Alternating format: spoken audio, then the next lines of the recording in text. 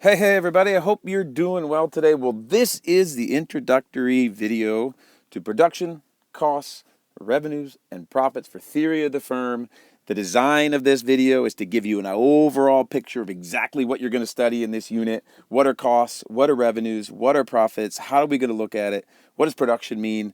And how are we going to figure all this stuff out? Because basically what we're doing right now is we're beginning to build a very dynamic diagram that we are going to use to apply towards the market structures of perfect competition, monopoly, monopolistic competition, I blanked out, and oligopoly. Okay, here we go.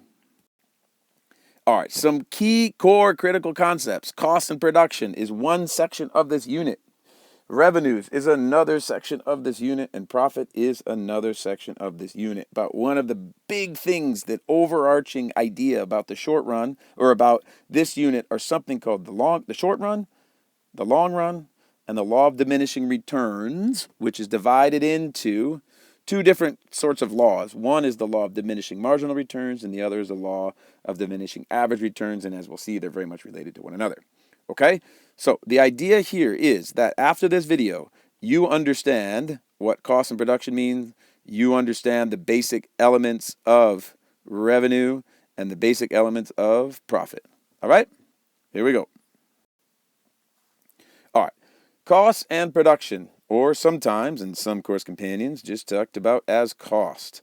All right. Super important thing you need to get here, and the best way to do it is to understand the difference between the short run and the long run. One thing I say to my students here in Santiago, Chile, is the short run's the present tense. All right, just remember that. The long run, that's the future. So if you think about the future as being the long run and the short run being right now, then skip the definitions. You'll realize that you can't produce anything in the future. You are only producing things in the present tense. And therefore, a distinctive difference between the short run and the long run, or the present tense and the future, is that production takes place now in the short run. In the future, that's where all the planning takes place, right? Or that's where the planning is, that's what you're thinking of when you're doing the planning. So the long run is where the planning takes place. So let's take a look at the definitions to make it a little bit clearer. Okay, the short run. The short run is a time period during which at least one factor of production is fixed, such as land or capital, and cannot be changed by the firm. Okay, so one element of the factors of production, if you remember, the factors of production are land, labor, capital, and entrepreneurship. Forget entrepreneurship for a second. Land, labor, capital.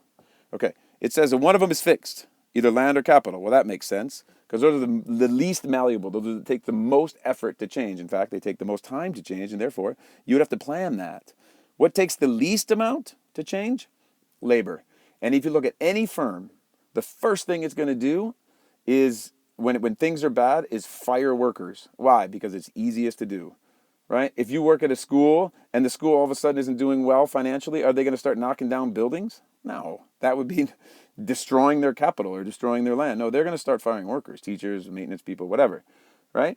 So that's the case. That's the variable factor. Is always labor in theory of the firm. And keep that in mind. Variable, variable, variable, labor, labor, labor. People lose, and it's the easiest thing to get rid of. It's also the most expensive thing to maintain. Therefore, you can cut your costs the fastest by firing labor. Okay. So in the short run, land or capital is fixed and labor is changeable, okay? And all production takes place in the short run. The long run is a time period in which all factors of production inputs can be changed, right? And one really easy way of putting this is like, I don't know if you know what mate is. If you don't live in the southern hemisphere and in South America, you might not know what mate is, but mate is a kind of tea. And it comes from the southern cone of South America.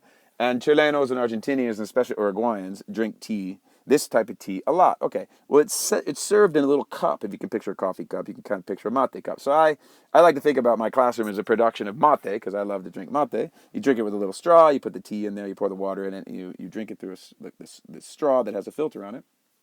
And if we're going to, the example for my class is like, okay, let's create mate. Okay, cool. We're going to make these little mate cups. All right, well, production, how are we going to do that? Well, my classroom were the factory, right? And mate were the product, right? And the students were the labor. Okay, what's the most fixed thing? Well, if my classroom is the factory, then that represents a fixed asset, right? A building, right? And the loan that I might take out to start the business would also be fixed, Okay, so what's changeable? Well, the labor is changeable. And I could add more people, right, in the short run to make mate cups, and our production at first would go up, right? But then at some point in the classroom, it'd get too crowded. And we'll talk about that in a second, right? But in the long run, let's say mate cups were selling like crazy, and all of a sudden I wanted to increase demand. What would I would want to increase supply because demand is so high. I've sold off all my mate cups. What would I do? Well, I would need to build another building. So I would need to sit in the back of the room and like do all the planning to create a different factory, right? To create more mate, then I could hire more workers. I could get another loan probably to do that. But as soon as that other factory, that other room, that other factory is up and running, boom, back into the short run. Okay? So the short run and the long run are really important. In the short run, at least one factor production is fixed. In the long run, they're all changeable. All production takes place in the short run, and all planning takes place in the long run. Okay, second huge point of cost and production, the law of diminishing marginal returns. And analogous to this is the law of diminishing average returns. So what does this mean? What it means is that in the short run, okay, as you add, before I read this, as you add more labor to my mate factory in my room, right, from the 10th to the 11th to the 12th and 13th, 14th, 15th, 16th, 17th, 18th, 19th, maybe the 20th person, right, that comes into my room as a worker, probably you can imagine that we would be able to, increase our production, right? We would be able to increase production as a result of having one more unit of labor, and it would go like that. So our productivity would rise as we added more people. But then what would happen at some point, and maybe it's the 21st worker, the 22nd, 23rd, 24th, it would just get, and I have a beautiful classroom, but it would just get too crowded in there. And our productivity, what would happen? It would steadily start to diminish, okay? Well, that diminishing, right, productivity is also like saying diminishing productivity is also another way of saying you're diminishing efficiency, okay? So the law of diminishing returns says that as more and more units of a variable input, such as labor, are added to fixed inputs, such as land or capital, as more workers come into my classroom, the marginal product of the variable input, the marginal output of each worker would rise, but there comes a point when the marginal product, which is the addition of one more unit of labor, would begin to decrease and continue to do so. Another way of saying that is as extra units of a variable factor added to a given quantity of fixed factor, as more workers are added to the classroom to make mate, the output from each additional unit of variable factor, each labor, will eventually diminish. Okay? That is the law of diminishing returns. And if you're talking about the marginal return, it's marginal return. An average return would also do that. All right? Super big point. Make sure you understand that. That's the backdrop of understanding how these markets function. All right, now, costs. Total product, marginal product, average product. Now, what you're going to see in costs is that you're going to see a repetition of total, a repetition of the use of the word of total, that doesn't work. Let's go red. The repetition of total, of marginal, and of average. And then if you think of those as the prefixes of a single word, what you'll see then is the suffixes of product, and product are going to change to costs and revenue. But the way you figure out the total of anything, just think about it. Don't get all caught up in all this, jargon. You just add the stuff up, man. What's product? That's the total amount that you produce. So the total product is all the stuff that you make, or the quantity that you make. Come on, you can figure that out. What about average? Skip marginal. What about average? What's average? The total quantity of average per unit of labor.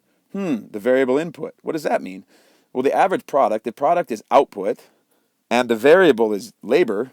Then the average would be like, well, how much do we make per what? Worker, right? And it's just like, look, if you have if you added up the height of all the kids in an elementary school classroom, and they all ended up being like, 4 feet tall, 1.25 meters or something, and then what? the next kid that walks in is like super tall. What's going to happen to the average? It's going to go up. Oh, cool. How would you figure out that average? Well, you would add up all their heights and then divide by the number of people in the room. So what's average? The average of anything is just the total divided by the amount of them. So what's the total quantity divided by what? The labor. That's average product or average output. Marginal, what's that? Well, this is the extra additional output resulting from the additional unit of one labor. This tells us how much output increases when one unit of labor is added. So marginal, if we have, we have 10 workers and we add an 11th worker, the marginal product is the amount of output that 1/11th worker does. It's the margin, okay? And you're going to see that these two aspects, the marginal of anything and the average of anything are intimately related. And that makes sense. Just like if the marginal student to walk into the next student walks into the room in the elementary school and is really tall, then the marginal height, right, is going up. And what's going to happen to the average? It's going to go up. If the next person that walks into the room is shorter, what's going to happen to the average? It's going to pull the average down, right? Because the average person, the last person that came in, is short. So that's going to pull the average down. So marginal and average are always related to one another. It doesn't matter if you're talking about product or if we're talking about cost or if we're talking about revenue. Okay? That's a really important point. Don't forget that or you can get really confused in all of this language. All right, next slide. Revenue. What's revenue? That's the money that firms make there. Okay? Yeah. That's the payments. All right, you want IB jargon? The payments firms receive when they sell the goods and services they produce over a given period of time. Yeah, that's the money they make in a year. Okay? Hey, check it. 1, 2. What do we have here? Oh my gosh, we got total. No, we're not going yellow. We got to go red. We got total, we got marginal, and average again. Oh, wow. What is it now? Well, the suffix this time is revenue. Oh, well, how do we figure out total revenue? Oh, well, we add it all up. And then we multiply by what? By the price. If we have 100 things and we're getting $10 of things, the total revenue is $1,000. It's not hard, right? What's the marginal revenue? Well, let's see.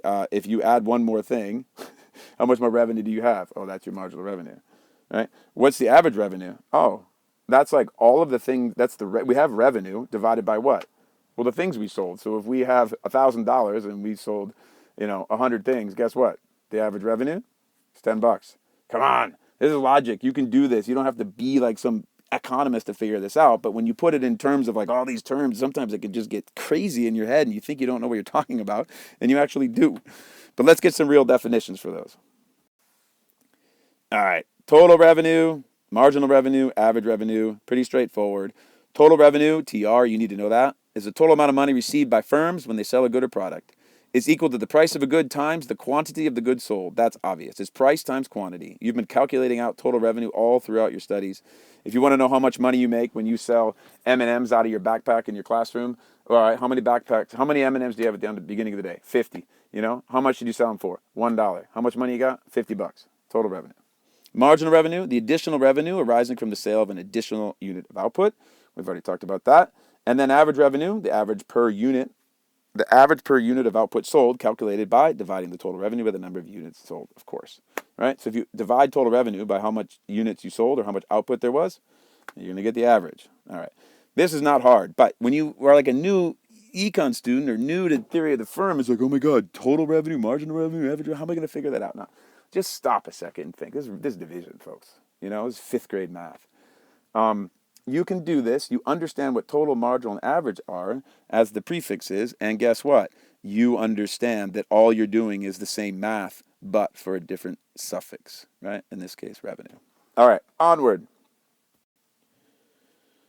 Last thing of costs, revenue, and profits is, of course, you guessed it, profits. All right, one important thing to realize here that you need to know is what an economic cost is, because an economic cost includes not just the explicit costs of what a firm pays out. The explicit costs are things that a firm would pay with cash or money coming out of their pocket. They would have to pay for the rent for the place, they'd have to pay for the loan, they'd have to pay for the materials to make the mate cups, ceramic and whatnot, and it would also have to pay the wage for the laborers. Okay, that's obvious, right? But economic profit is a term that's important because what you have to do is you got to think about what economic profit takes into account is the opportunity cost. Remember, I told you to not worry about the entrepreneur, land, labor, capital, entrepreneur. Well, that last factor, production, is the entrepreneur. And let's say she was a doctor at a local hospital and made $100,000 a year. That entrepreneur gave up $100,000 a year to come, I don't know, start a mate factory making mate cups because she's a Chilena and she loves mate. I don't know. Okay, so she's the entrepreneur who started this factory. She gave up $100,000 a year. That's an opportunity cost of her doing this. So that is what's called an implicit cost that the firm must cover in order to actually be making what is known as economic profit. Okay, so economic profit is different than just straight up profit because economic profit takes into account the opportunity cost foregone by the entrepreneur. Okay, there are other opportunity costs, right? Let's say in this mate factory that this entrepreneur has, she's making what could have made $100,000 a year, but she built this factory, this building that could be rented out for $20,000 a year. If that can be rented out by $20,000 a year, then that means that she could shut the factory down, earn $20,000 a year by renting out the factory to another firm to make something, and then go back to her job as a doctor making $100,000 a year. So the implicit cost of starting up this mate factory is $120,000. Okay, this firm does not make economic profit until it makes what? It covers the costs of that opportunity cost, which in the case of my example I made up, is $120,000. So it would be priced all of the land, labor, capital plus the implicit costs. Okay, so let's take a look at this. The definition of economic profit is the firm's total revenue minus total economic costs. If the profit, economic profit is positive, then we say it is super normal, or more commonly said, abnormal profit. If the profit is zero, then we say in IB economics and in economics that the firm is earning normal profit. And if the profit is negative, we say the firm is earning a loss or negative profit. Negative profit is an economic term. Okay? So it's really important that you understand that a firm is not, quote, profitable in an economic sense, and we are economists, until it covers all of its implicit and explicit costs, right? Explicit costs are the things it pays out of its pocket. Those are the obvious costs. And the implicit costs are the opportunity costs foregone by anything that could have been earned by doing something else, right? Okay. So there you have it, my friends. You have an overview, right, of production, costs, revenue, and profit. I hope you found this video to be helpful. You're launching into your studies of theory of the firm. It's super cool. You're going to love this unit. It's going to make all of these decisions that happen. All the prices of goods you see in the store kind of make sense, and you wonder, why did they pick that? Are they maximizing profits? Are they satisficing? And all this other stuff that we get into in theory of the firm. And this was the first video of the overview of the first unit, cost, revenue, and profit, which creates the model that you're going to apply to these market structures in the future. All right, my friends, take care of yourselves. Be safe. I hope you found this video to be helpful, and we'll talk to you in a bit.